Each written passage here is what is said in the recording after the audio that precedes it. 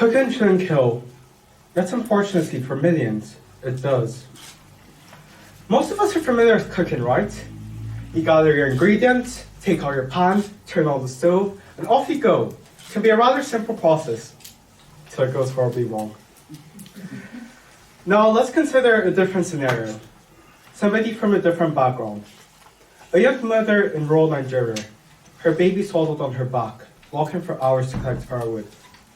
She arrives home exhausted and begins cooking. As the thick smoke from the flames rise, she coughs and her eyes sting. In a few years, she or her child may die from pneumonia or lung cancer. It would be so much easier if she had a clean electric stove, a pressure cooker, maybe even a microwave like most of us might. The reality is, over 2.3 billion people cook using solid fault stoves. They burn fuels like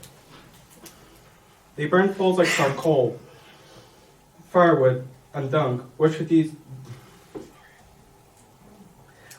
vast quantities of harmful smoke in the process.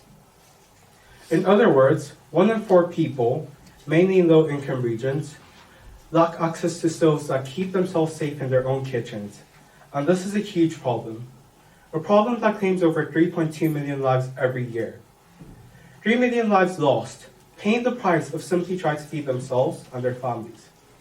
People in developing regions, of men, women, and children, that never knew of the dangers present, or couldn't afford to avoid them.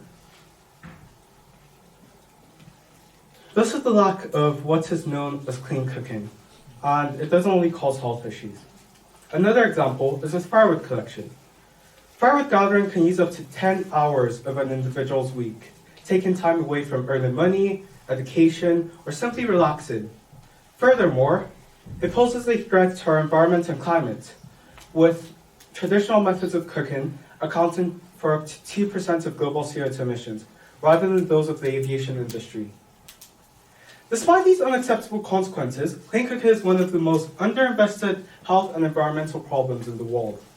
In 2022, the sector received about $200 million in investment, a fraction of the $4 billion needed annually to reach universal access by 2030. From the side, the solution seems simple. Just give everyone a clean stove. And while that will be a huge first step, we need to make sure people actually use them. Factors such as poor fuel access, lack of maintenance services, or lack of knowledge about how to use the stoves may get in the way of that. And even greater, cooking behaviors are hard to change. We're asking people to stop their lifelong, culturally ingrained methods of cooking for newer ones. And this is a huge ask, especially when most of us can't remember what we had for breakfast, let alone change how we made it. These are some of the problems the sector has faced in decades of efforts. Problems that, by current trends, could leave 2 billion without clean cooking access by 2030, with millions dying along the way. However, there have been solutions arising. New financing methods are improving affordability. Behavioral science is showing how we can promote usage more effectively. And innovative stove and fall designs are helping improve affordability and user design. And while these advances are great, there's room for much more. Governments of developing regions need to recognize this as a national priority, integrating clean cooking into their existing developer agenda and creating policies to support it. Philanthropists, wealthier nations, and banks need to invest more in the clean cooking space. It's one of the most cost-effective tools we have to reach various health, environmental, and social goals. And now, for those listening who might be interested in making a difference, have a few words. Go out and learn more about the field. There's only so much I've been able to say here, and the first step towards making an impact is a deeper understanding of the problems faced. There's so much room for progress, and change is possible, given you work for it. But as a final note, let's keep it simple. Something I think everyone can do is just share this talk if possible.